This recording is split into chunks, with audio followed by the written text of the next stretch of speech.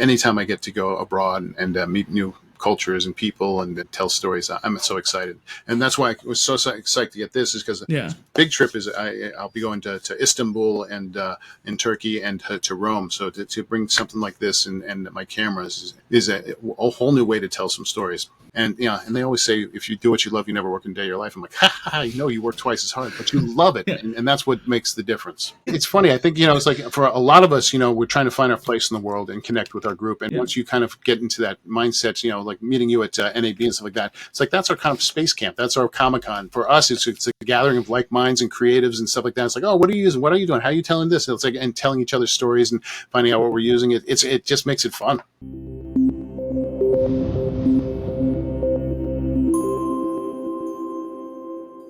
Hello, I'm Dustin PolyInnovator. Today I'm talking with Travis Keys on the PolyTools Creator Spotlight. He is a cinematic portrait photographer, podcaster, filmmaker, creative community cultivator, and national president for American Photographic Artists. Thank you for joining me on the show. Thanks, man. Wow, that's a mouthful. I love it when I run out of air. That makes me happy. A couple different hats I got to wear there. It keeps me busy. Yeah. Well, the other show that I do is about people who are multidisciplinary. This show is about creators. In both cases, I like to make sure all your aspects get shown. I love it. Well, thanks for having me today.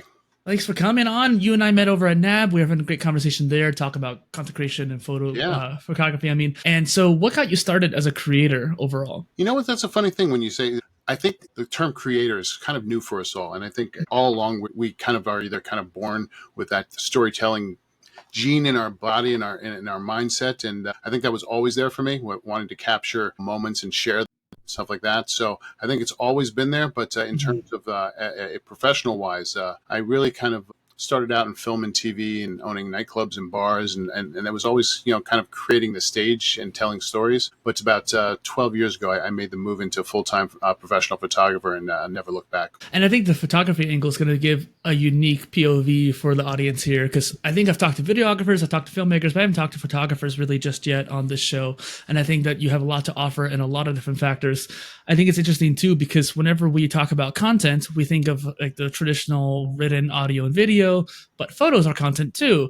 And even movies are content, and people don't think of that necessarily in that angle. Yeah. I think what's incredible and why I kind of like, it's like, I think at the very beginning, before we started saying content creators and stuff like that, there was that little brief phase of influencer, and that kind of got a bad rap and a bad name. There were good ones out there, and a lot that kind of took advantage of the situation and were just out there for the wrong reasons. And I think now that we've kind of taken back the content creator monocle and name, brands are taking it seriously, people are taking it seriously, and understanding that the content creator is not just a person that takes photos or video, they're storytellers and connect with an audience in a way that certain other people don't understand, certainly brands, and they're like, wow, we want that, your aspect. We don't know how to get in touch with those people or connect with them.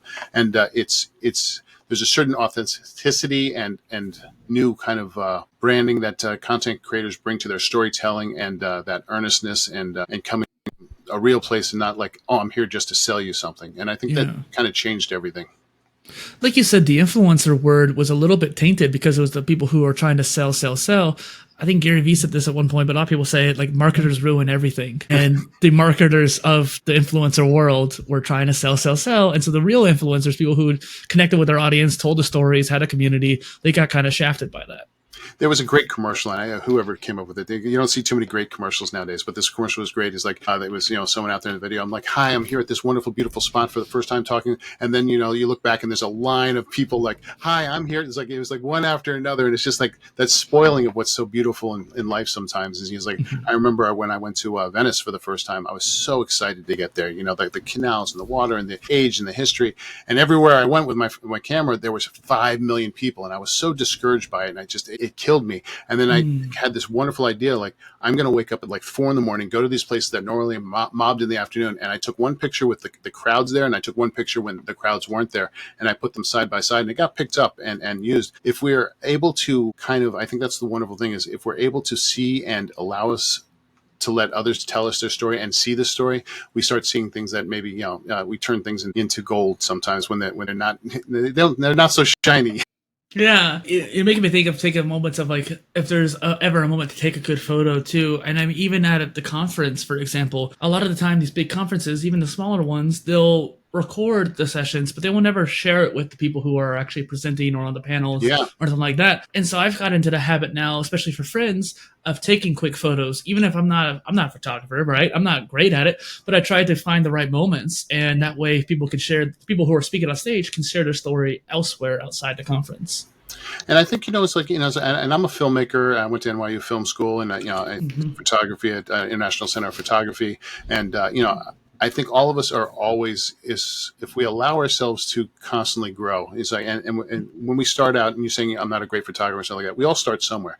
But, if we allow ourselves at the very beginning, the learning process is huge. Like every day you're like, oh, I picked up this and that and something. But as we become more professional and more seasoned, those huge momentous moments become smaller and smaller. But those smaller nuggets become so much more important and so much more impactful on us as professionals. So it's like you have something to learn from absolutely every person, and never stop learning, because that's what just changes it. I love looking back at my stuff from like 5 years ago and going, wow, I'm going to re-edit this and repurpose it and kind of jump into it, because now who I am as a storyteller and how my skills have evolved and stuff like that are so different. So when I go back to old stuff and make it new again, it's actually really exciting for me. It's actually a really cool idea too that I don't think enough creators think about as well. Do you need to go get that? That's my package. I'm getting an instant 360. Go ahead. I have someone grabbing it from the front door right now. So luckily we're okay at the moment. Okay. I'll put that as a blooper at the end. When you talk about, exciting new tools that I'm using, there's one at the front door right now. Right. Well, speaking of tools too, something I'm noticing with your camera is that looks, you have that Penn and Tilt gimbal camera. Is it the 360 one? It is. And, I've used so many. And I've for a while there, I was using some of my Sony cameras, but I find like, I'd want to use the camera, so I would always bring it up and bring it down. But this 360 that moves, and kind of, if I just kind of go like this or like this, it's got a great video. I know it's on. It follows around. It's really kind of an incredible piece of equipment. It's interesting because I know that like I have an Elgato Facecam Pro. Technically, I have a software version of that where it can follow me, but the actual pan and tilt that the real physical hardware has is so much better. Yeah. And I think that's why I love talking about it now, because I think in a day and age right now, it's like sort of the renaissance of new creativity. We're allowed such incredible tools as storytellers that weren't available to them before. Like as a filmmaker, back in the days, like if you wanted to do an incredible, huge film, you did an aerial shot, you had to get a helicopter. If you wanted to, have a, running down the street and following someone, it wasn't a little pocket gimbal. It was, had a huge guy in a gear and a steady cam. You had to lay down tracks. All of that now fits in a backpack. Like I could literally go with a gimbal, a little drone, a laptop to edit. It's like, and some of these 360 cameras, I can do things that just fit in a backpack, which is so exciting. So the tools to tell stories now has become so incredible. It's my kind of mind-boggling. Well, and I love talking hardware with people too. This show started basically because I love talking shop with other creators. Right. But this channel started because of like all the cool software tech that I found. And now I'm like kind of leaning more. I'm like, I care a lot more about hardware. Like these cameras are cool. You know what I mean? It's funny. I think, it's like for a lot of us, we're trying to find our place in the world and connect with our group. And once you kind of get into that mindset, like meeting you at NAB and stuff like that, it's like, that's our kind of space camp. That's our Comic-Con. For us, it's a gathering of like minds and creatives and stuff like that. It's like, oh, what are you using? What are you doing? How are you telling this? And it's like, and telling each other stories and finding out what we're using. It just makes it fun. Yeah, I was talking to my last guest on the show, Mary Lou. We were talking about the smart glasses because she had the Meta Ray-Bans. Yeah. But the Meta Ray-Bans are kind of actually not the greatest on the market, I would say, anymore compared to like the Lumos ones or the ones I'm looking at. I think not even Tech, or Look Tech ones. Where they have like.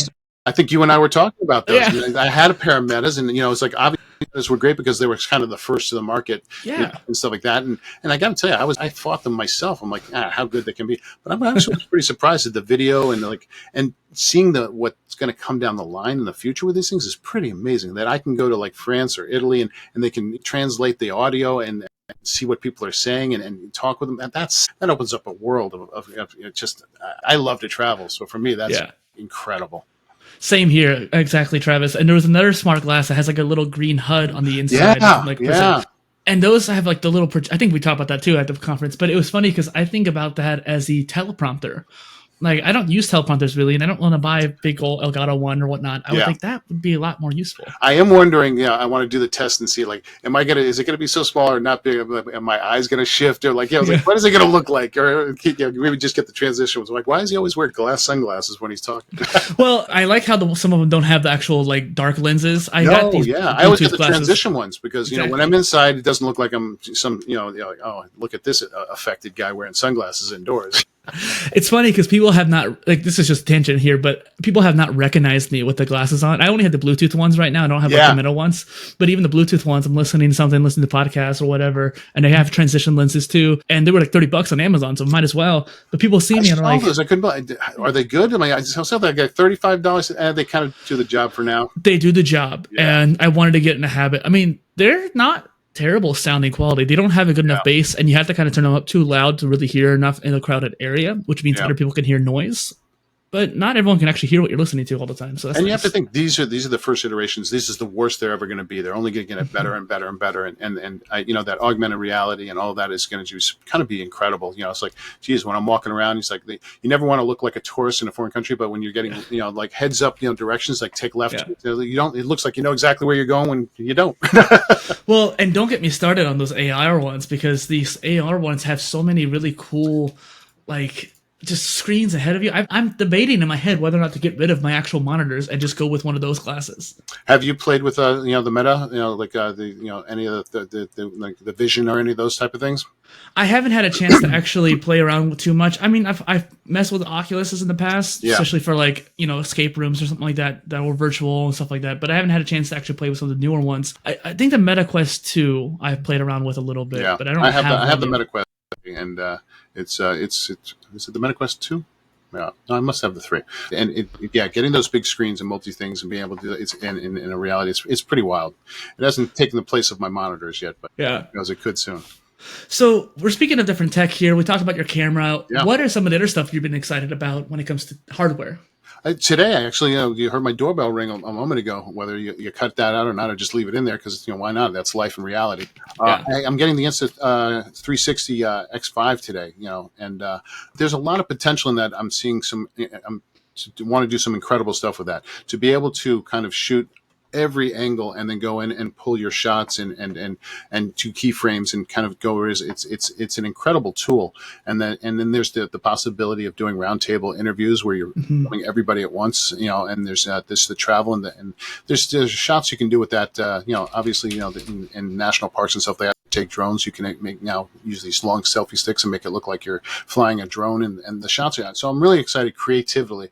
There's a lot of new cameras coming out, but the basic tech behind cameras doesn't really change from generation to generation. It's you have your aperture, your shutter speed, and your and ISO and stuff like that. But these kind of tools where you can kind of do these cool different things, that I find is kind of, as a creative, fun to tell different stories and have tools to tell a different type of story.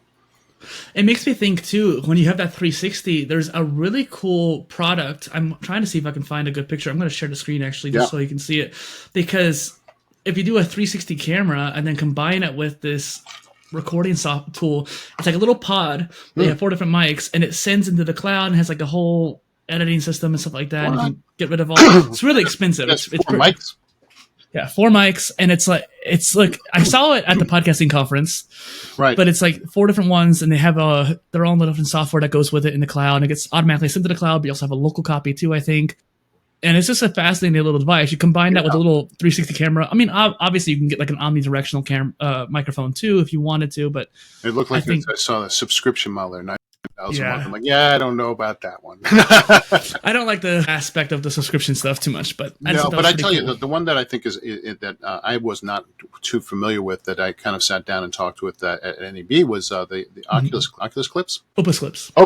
That's it. Opus Clips. I've used that a couple times now, and that is kind of impressive how great that works in terms of finding the key. I can take, I could put this into it and it would cut it up into clips and caption it. And then I could, put in some AI kind of like cutaway shots. And in terms of I think a lot of times we want to create content and, we may do a long format talk like this, but then it's like, how do we kind of parse that to Instagram, to TikTok, to all this stuff? And it takes a lot of time. If you're a one-man person like I am, and a lot of the stuff that I do same, with this content creation. You need those extra things that are going to help you kind of do that. And I was really impressed with using that software.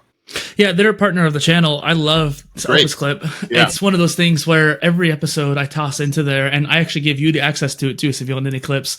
One thing I want to do more of is get the medium length clips, so like 10 to 15 minute ones. Yeah. And they can do that too. They're one of the only ones that can do that medium length. I need to test it more to see how good it is when it comes to finding the right moments. But I was even thinking earlier, like you and I could do an unboxing of that new camera if you wanted to, like live right now, if you wanted to. If not, it's fine. And then I could give you the footage or whatnot. It's right there. Yeah. We could try. I don't know if you want to if you want to, but it's interesting because like then I could like tell Opus like, hey, find this moment of him unboxing the camera, and then I could send you that link. I have no problem grabbing it. Do you want me to grab it? Let's do it. That camera's not like in the. It lost track of me. Hello. Yeah. There we go. I'll get it back onto me. Once it's locked onto me, though, it works quite well. Boom. There we go.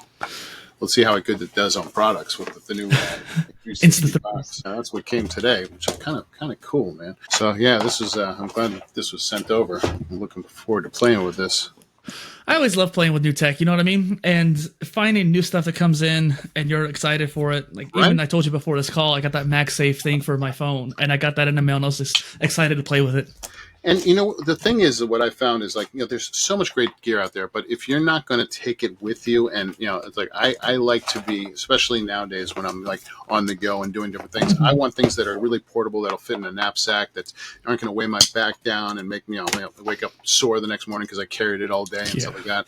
So all these kind of new things that are, let me tell these amazing stories and really kind of get out there. And all right, so let's see what the first thing is here.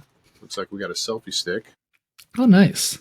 And then but the focus is not amazing bubble wrap. Oh, we got a lot of fun stuff in here. We got a fast charger. Oh, sweet. We got, there's all kinds of stuff they put in here. The battery. Is it like a gift box for you to try out? Or are you going to do videos on it or something like that? Yeah, we're going to do some fun stuff on this. And then we got standard lens guards. And we got, this would be the replacement lens kit, which I think is new to this camera, where you can actually, a lot of these cameras, if you had damaged or scratched the lens or broken it, you had to send it back to Insta and they would fix it. Now you can pop it out yourself and replace it in just a couple minutes. Looks like it's fantastic. A case. Oh, good. To keep everything organized. That's a nice case too. And then we got the lens cap, so I can throw it in my back pocket. So many accessories. And then there's the main piece right here, the coup de grace. That's the one, man. That's the one. It does look nice. We got the 8K 360 action cam. People go like, why would you ever want 8K? Well, what's amazing about this is because you can crop into those moments later. You can really kind of go from this incredible shot down to a smaller shot, and really follow people. And what I loved about it is when you have this 360 video, you're able to keyframe things. So I can start here, tell it I want to go here, work around this the circle of it, and create these shots that you're doing everything at once, and it's just covering such great detail. So I think there's a lot of fun to be had with this. I'm going to put this camera and see what the size is here. So the one thing we all have to have as great is a box cutter. Yeah, because otherwise you tear up your hands and whatnot. So while you're doing that, why don't we talk about what other software tools do you like to use? Yeah. So I'm part of the Adobe family. So in editing, so I'm in that creative cloud. So I love my I am a Lightroom Classic person. I do most of my editing through there. I do Premiere on my video editing, so when I'm making films and stuff like that. And I use a lot as a content creator, as you do. I love. We were talking about Opus clips, but I also love CapCut for doing quick things and using some of their templates to. And I may take a part of a template here and a part of a template there and put it together. But most of my heavy lifting is all in Adobe, and I love the stuff that I'm able to do with that. And I've always been, loving the editing process of photography. For me is I think some people are like, oh, I don't really like editing. I love probably some of the editing as much as I do taking the photographs. It's Interesting. Just incredible things you can do in editing and bringing photos to life. Have you ever used Glean or Firecut with Premiere for any of your films? No, I mean I have not.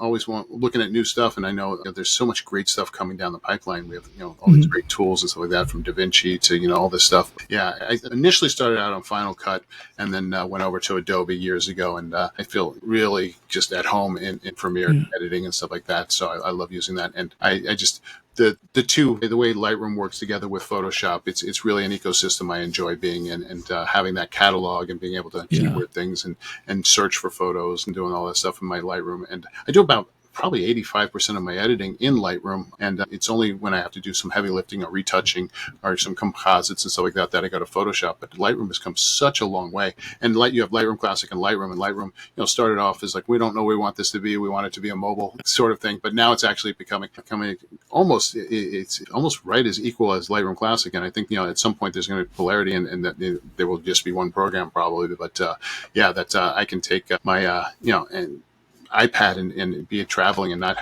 carry a ton of peripherals and stuff like that, and go on the fly and edit is pretty incredible. The tool's a pretty powerful thing.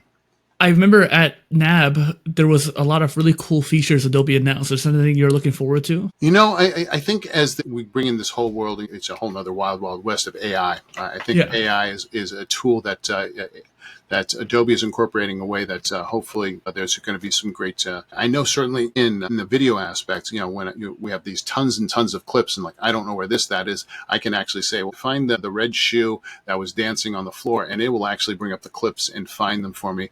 The power to kind of help us search through things, the generative AI stuff. It's like, I'm not looking for it to create my photo, but I am looking for it as and I grew up loving cinema and movies. And as we know, there's special effects in movies, and that's what helps create the world we live in, and that sense of, wonderment and fantasy and sci-fi, and, these great worlds that sometimes don't exist. And for me, it was like, all right, now I have this generative AI. I can take a photo and I can pull out the edges a little bit, and like a green screen in film or like a matte painting, I can bring my vision to life so much easier and get to a finished product of what I wanted. And I find that extremely exciting. So I'm excited about those tools. I think AI is a great accelerant, and a lot of people who are creative have kind of fought against AI. But as long as the people who are using AI is not doing it maliciously, I think it's a good thing. Yeah, I mean, AI is scary. I mean, there's it is going to take some jobs, but just like everything else, it's like, people were scared when radio transitioned to TV. They're like, oh, it's never going to be the same. Or this is, it's like from tape to CD, or it's like, we've always been our film to digital. It's like, oh, that's the end of it all. We need to, I think, have transparent conversations about it. I think we need to have certain protections. I think it is important to have these conversations. There's a lot of new law, and that's why I call it the Wild Wild West, because a lot of this has never even gone to the Supreme Court about protections and copyright. And is there copyrightable? Is it copyrighted? Is it not? Intellectual property. All these discussions that are going to be had over many, many years. But right now, I think someone said, "Are you scared AI is going to take your jobs?" And I heard a response like, if you don't use AI, it's probably going to take your job. It's food for thought. Yeah. It's the people using AI that's going to take your job, not so much AI itself. Yeah. I mean, I use it for such simple things now. It's like, it's just, it is sort of my personal assistant on a lot of stuff. When I'm responding to emails, I'll say, read this email, and these are the 5 points I want to write back, and it'll craft something, and it just cuts down my time on responding to things. And actually, I find myself where normally I'd be like, oh, I'll answer that tomorrow. I'll enter it right there on the spot and get it out, and it makes my life easier and more productive. And going back to something you said earlier, your passion for cinema, what do you think really hooked you about movies, Travis? I think as a kid, we all kind of like are trying to find our place, and for me, it was like I was always like, I kind of wanted to fit into every group, but didn't fit in any group. And I was looking for myself, and I escaped into movies. I remember looking at, movie times, and like, oh, I can go see this movie at this time, sneak into the next theater and watch 2 movies in a day. And there was this way of escaping into these worlds that were just incredible. And I fell in love with the music and the lighting and, the emotion, got lost in these worlds. And, for a while, I was like, wow, this is incredible. And I really like this. And I went to NYU Film School and studied film and worked in TV for years, and then find myself getting out of that and opening up bars and nightclubs, which is a weird thing. And then that's when I found I just wasn't happy, and I kind of left it all and discovered photography. And I've always tell the story. It's like I kissed a lot of frogs, and that was my happily ever after. It's like finding that love opened up doors, and even when I want to be the most introverted or extroverted, photography and filmmaking allowed me to do both, where I could go out into the woods and shoot something, or I could, be on a set working collaboratively with a bunch of people. For me, it was the perfect way of expressing myself, whether I wanted to be alone or with a lot of people. You're a bit more ambiverted, it seems. It's like I think I'm probably more on the introverted than the extroverted, but I have almost equal batteries. And I think what people sometimes don't realize is when you're a content creator and someone that really wants to exceed in this business, sacrifice you have to make. It is a nonstop work and kind of putting stuff out, and you really have to commit to it. And that's very draining. When you and I go out and we're talking to people, that drains a battery, and we put ourselves, like I say, it's like an actor going on stage. The lights come up, the sign goes, the curtains go up, you perform, and then when that curtain goes down, you're exhausted. You've put it out there, and you have to go back, and as a photographer, filmmaker, you go back and edit, or you do more stuff. And what we do is a very freelance lifestyle, so it's not we're always constantly worrying about the next job and kind of staying on there. So there's a lot that weighs on that to do what we love. And they always say, if you do what you love, you never work a day of your life. I'm like, you work twice as hard, but you love it. And that's what makes the difference. That's true. And we've talked a bit about content, and one of the questions I always ask is like, what do you like to make? Obviously, you've done a lot more in the video and photo side of things. Yeah. Have you thought about the podcasting world much? Have you thought about maybe written stuff, maybe just more YouTube focused too? Yeah, and it's funny because, it's like for the longest time, you see everybody wants to get out there and make a podcast. Everybody wants to get out and tell their story. But for me, it had to be honest. I didn't want to chase trends. I didn't want to be something I wasn't, and to find my own authentic voice and to talk about things that I wanted to talk about. That took me a while to figure out what it was that I wanted to and how I wanted to approach that. So for me, like right now, yes, I'm doing more podcasting. I'm doing, some artist talks. I'm doing a lot more in that realm and more creativity. But for me, it was about connecting people, and it wasn't about, showing off. Well, I can talk about the gear, but what I wanted to do was actually say why I use the gear, why I think it's important, what emotionally and how we look at it. For me, like when I'm teaching about, I would say lighting in photography. For me, learn the basics, whether the Rembrandt lighting, the different setups and stuff like that, so you can break those rules. And then once you understand that, I want you to start then really thinking about the emotional. It's like I want to think about lighting like Run DMC. If I said Run DMC, you have something going in your mind. If I said, think about if you were drowning, what would that light be? If you were out in the sun in the summer, what's the color of the light? What's the warmth of the light? Mm-hmm. So we're actually thinking about emotion. We're thinking about tone. We're thinking about energy. We're thinking about all of that. And, in pictures, it's a still image. But the incredible thing I think about still pictures is when you see a good picture, it evokes all the senses. You'll hear sound, you'll feel emotion, you'll see, temperature and color. So I think it's a very powerful medium. Certainly when we go into filmmaking, where a lot of mix, sound and light and all that. So all the mediums have their pluses and minuses, and I think each one is kind of really fun to play with. And every day, that's what makes me excited is playing with the different mediums. That's one reason why I like asking that question too, because the mediums that you enjoy, the mediums that you enjoy making or consuming, let alone just even thinking beyond just the written audio video, but thinking of photo, thinking of how audio could be podcast, or it could be a soundtrack and OSTs. It could be video, it could be YouTube, it also could be movies. And people don't think about it in that dynamic. Yeah. And, it's funny because when I was young, I remember going to like a scary movie with my younger brother, my dad, and we were like see no evil, hear no evil. I understood in a movie that it wasn't what I was seeing scared me, so I'd just plug up my ears, and like my older brother would cover his eyes, and my youngest brother would just like hide. But I understood like each one has such a power on us. It's like the visual has a power, the audio in there. If you use them all in different ways and combine them, it's a really powerful medium and really cool. One thing, you showed up the camera. You got to unbox here. Why don't we get back to that too, so we can actually people can see what it looks like and talk about it. This wonderful, this X5 360 with two cameras on both sides. So we got this wonderful thing, and this is the one thing people love is just peeling off that one. But I think that's what unboxing porn they call that or something like that. But yeah, I'm so excited to kind of like play this and turn it on. Let's see, it's probably enough power to turn this sucker on. What is the storage like on that? So you have to put an SD card on? Oh, there we go. Powered up. Nice. The screen will, yeah. So, it takes an micro SD. So I think you can put in, a terabyte if you wanted to in this. And I figured you might have to with 8K. Recording 8K, yeah, exactly. And I know it has the H.265, which is a more efficient folder size on it. And it is touchscreen, which is kind of cool. That's awesome. Yeah, so I will be playing with this and throwing up some videos, maybe even later today. Well, you throw them up on your YouTube channel So I'll or Instagram? probably go up on Instagram and Okay. LinkedIn and Facebook. Okay. I got all that linked in the Nice. description down below for Yeah, people and if who you are ever get interested. lost, you just go to my Instagram, and I got the link tree there, and it's got every single thing that I'm doing, basically. Perfect. And I got the link tree right there too. Yeah, yeah, it works well, Go to especially Instagram nowadays first. with people. I do like a physical card to hand out, but Mhm. everybody's kind of doing the tap of the phone or the QR codes and stuff like that. I I got the think it's QR really code. smart to have those. Yeah, I actually really like physical business cards, Yeah, especially since it reminds me to reach out to that person. And I have physical business cards. I gave them out at the conference. yeah. People just lose them. They just throw them away. And I'm like, come on, guys. I always go. You can have a business card, but you got to take a picture of it too. Yeah, that's good. So, just on a completely other Yeah. tangent note here, do you nerd out about camera backpacks and travel bags and that whole EDC world?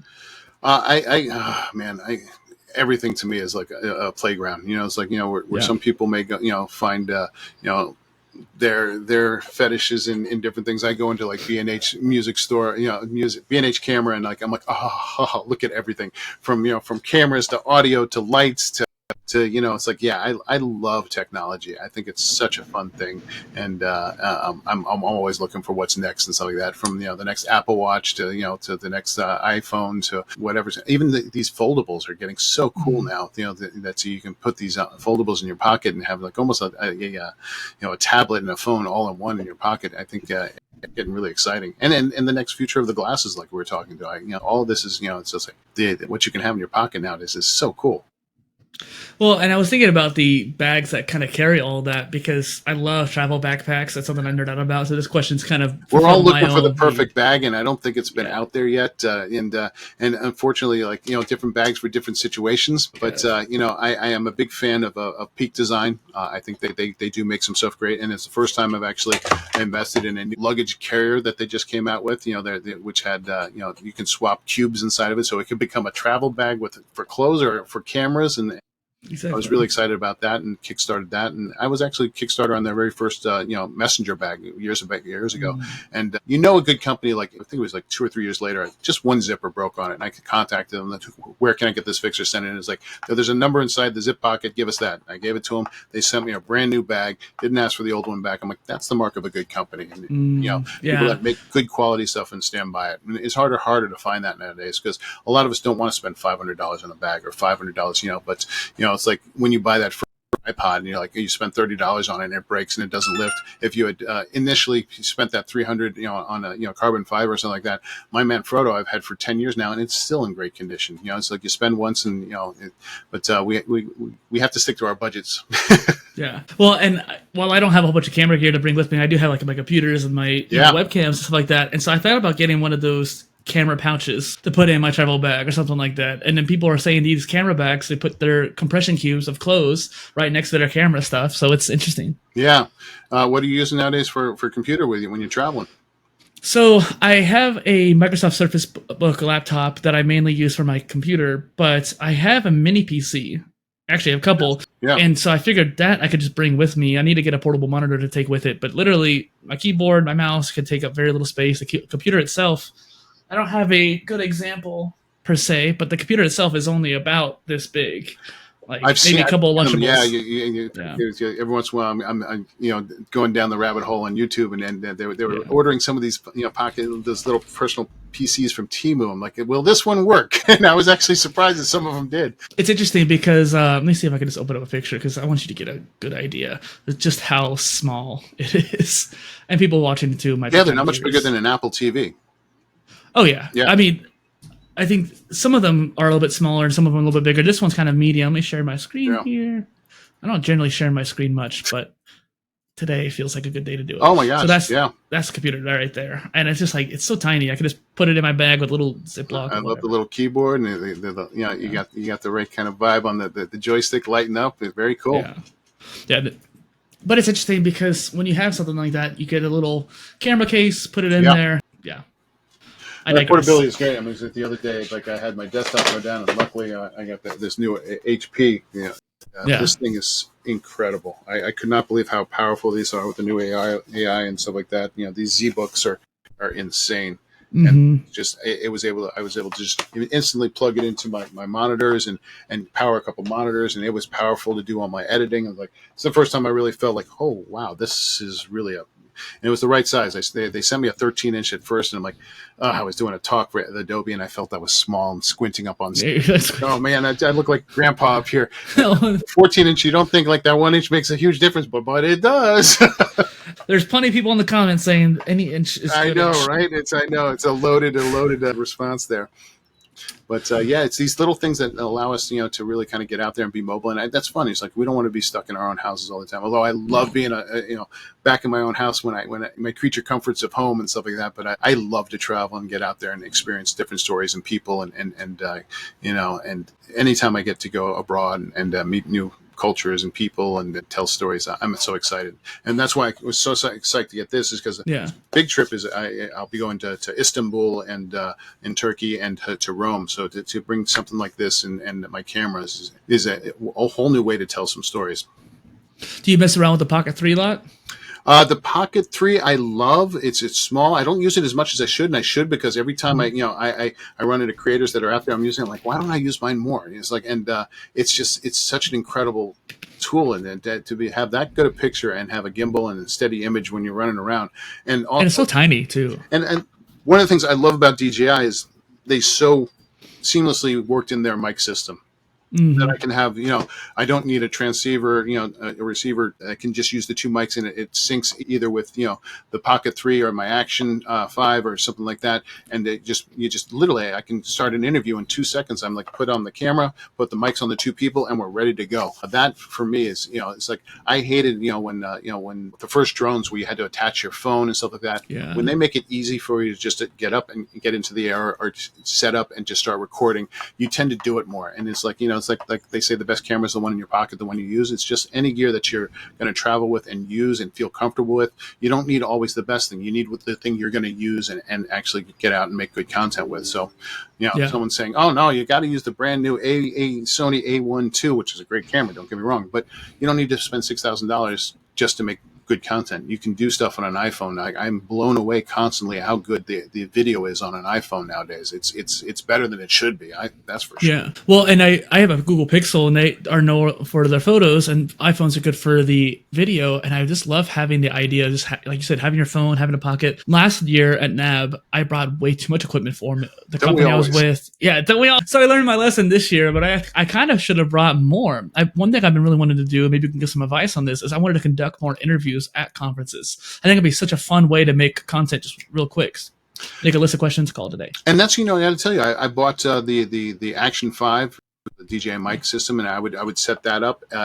But I'm tending now to want to go with 2 camera setups, so maybe 2 Action 5s or a Pocket 3 and an Action 5. Or now what I'm really psyched about this is literally I could set this up on a table and have you on the other side of me. It's recording both sides, and I can track back and forth, or I could put 4 people around me and then use the keyframing to go to each person. It's like we're filming it all at once. I mean, there's so many kind of cool creative things, and I want to travel small with a couple lights and be able to have good audio, because it's so important. In video, it needs to be beautiful, but the audio is a little more unforgiving. If you have a video that glitches a little bit, you'll stick with it. But if the audio is scratchy and thing, people will turn off immediately. People for some reason, we'll put up with a little bad video or something that's a little glitchy, but audio is like, no, I'm changing the channel.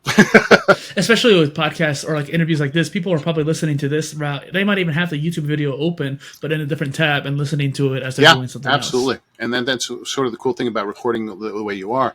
It can be put into video, it can cut up, and also can be put into audio podcasts for people to listen to on their cars on the way in, which one of the reasons I fell in love with podcasting is because I found myself a lot of times, when I moved out of New York City and I got a house about an hour outside, I didn't want to, the radio, it's the same songs all the time, stuff like that. There's no chance to kind of get in my car and listen to something new and get inspired and stuff like that, and find new podcasts and people talking about stuff that I want to grow and learn on. That was some of my favorite time, is those driving times in my car. Well, speaking of favorite times, can you share your favorite story that's happened to you as a content creator or as a influencer? Favorite thing is content creator.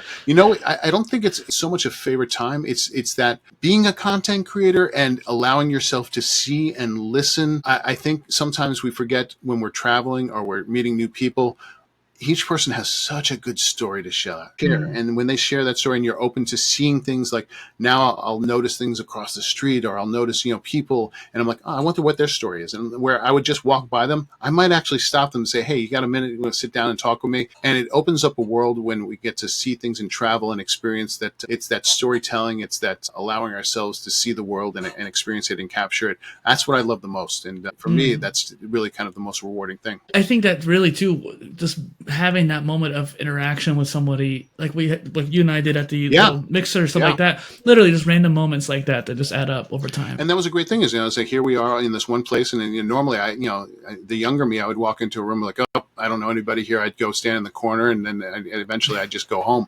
It's like, I remember, at one point I was it was about a year or two ago, and I realized the power of photography changing my life. I was at a very trendy, Fotokarviska had a nightclub built into a church in New York City. That was a very trendy, cool place.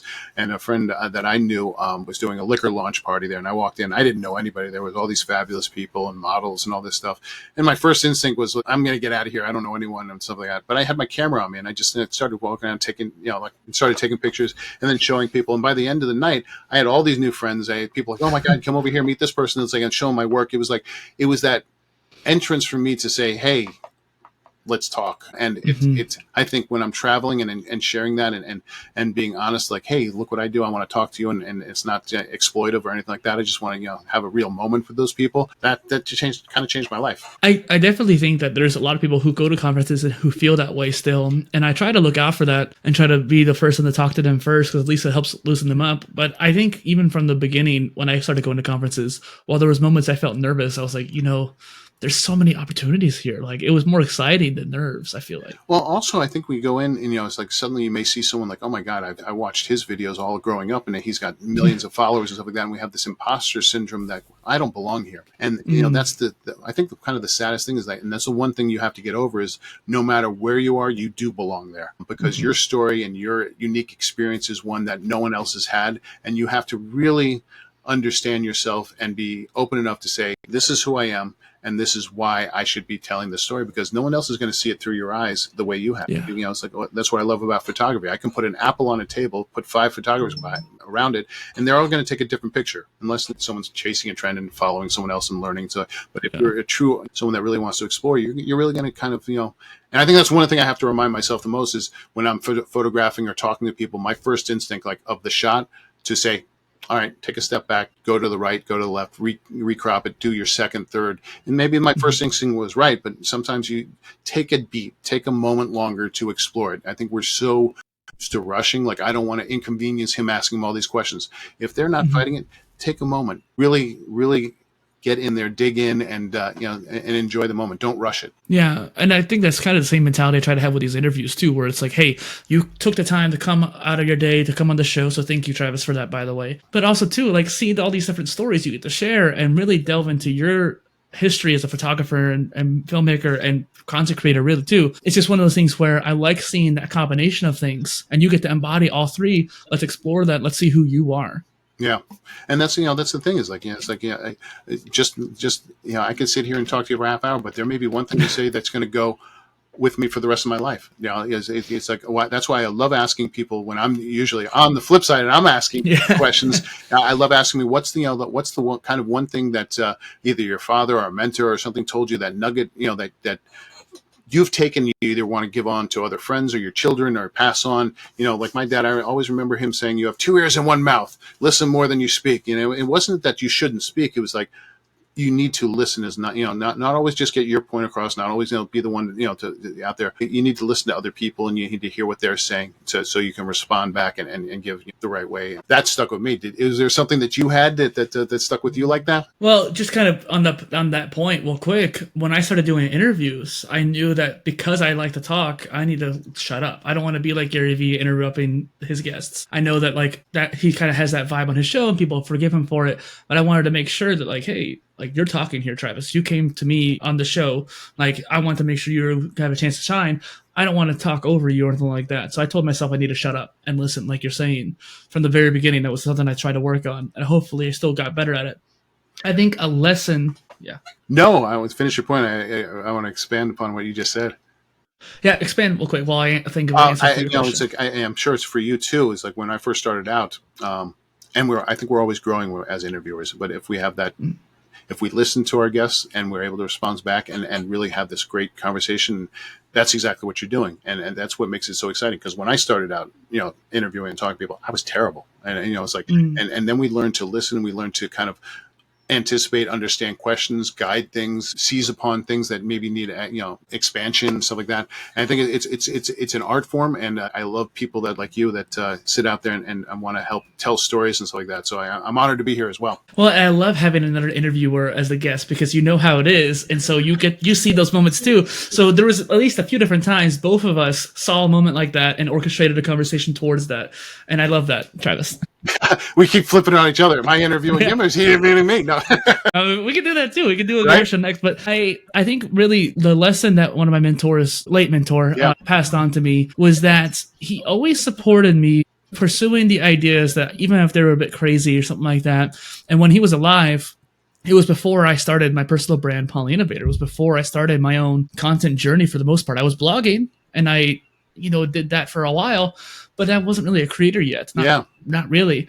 And yet he saw what I was trying to achieve with that previous endeavor and supported me on it and kept telling me to pursue those passions, pursue that dream. That's fantastic. And I think that's so, and what you bring up there is like mentors and community is like, we need our sounding boards. We need our people that help us. There's nothing stronger than building your own community and having those people that you rely on for honest feedback, for support when you need it, and just to help you out. It's all kind of like, if we find other people that are inspirational and get that creative group together, we all inspire each other and help each other and help raise each other up, which is so important nowadays. Yeah.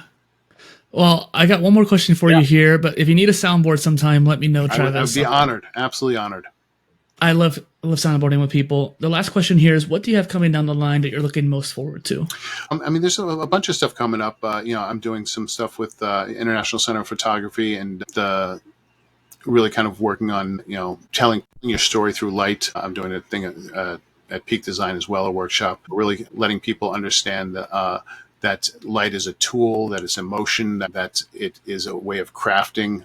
As I told you before, I love film as a kid. So for me, when you said your intro of me, I'm a cinematic photographer, people are like, well, what does that mean? I want to create layers of light and depth that it feels like it was pulled from a cinema, freeze frame from a film that is creating a light, emotion, depth, and how do we tell a story in a single frame or a series that I get to kind of do these talks and workshops and stuff like that is hugely rewarding because finding something I love so much, I feel inherently obligated to give back and help others in the same, finding their passions.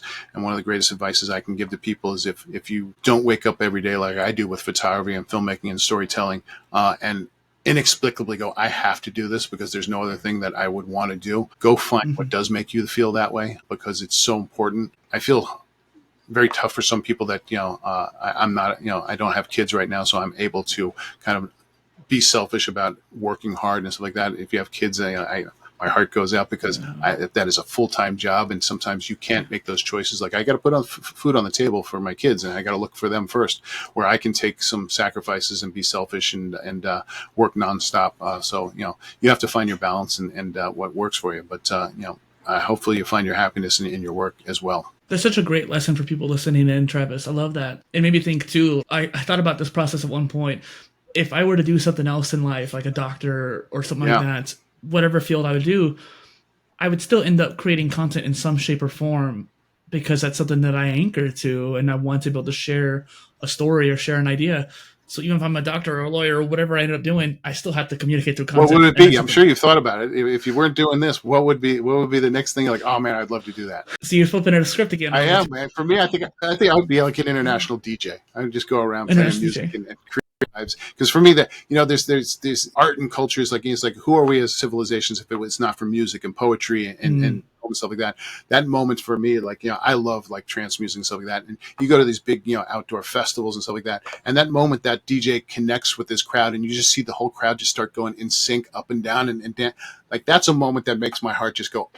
It's like you're like you have connected with thousands and thousands of people, and they're all on the same frequency and wavelength, and you've moved them in a way. And that's what good storytelling does in filmmaking and in photography and music and in poetry and writing. And then, if you can connect like that, like, oh boy, that's amazing. I love Avicii, and every time I hear his music, it makes me think of a crowd like that. And I definitely think a future phase of mine will be making music like that. Fantastic. But an alternative thing would be like a global CEO. That would be. Oh my, that's a lot of work. Yeah. I would not want anything to do with that. I think I just had agita just thinking about that. Like, oh my God.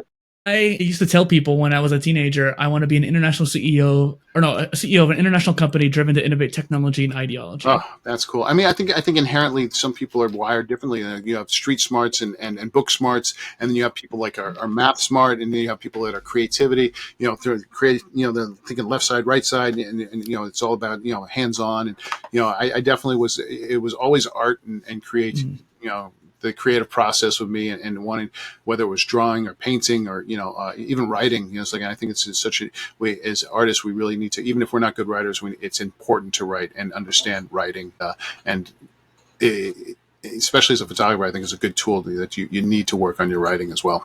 I agree. Travis, where can people find you online if they want to learn more about you? Absolutely. The best place is if you go to IG at TWKEYES. You'll see my link tree there. It's got all my stuff, but you can find me on Facebook, and whether it's APA National, I can find me on there as well. So it's easy to find me.